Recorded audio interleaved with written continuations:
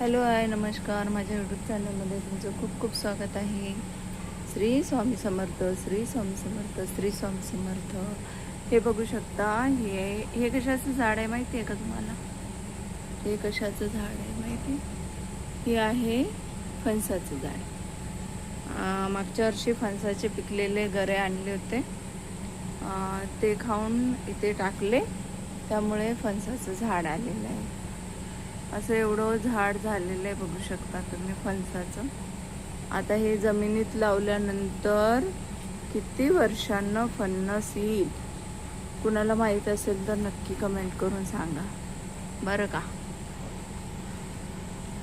बघू शकता फणसाचे 2 झाडं लागलेले आहेत, 2 झाडं आहे. आणि इथेच एक बोरीचं पण झाड आहे.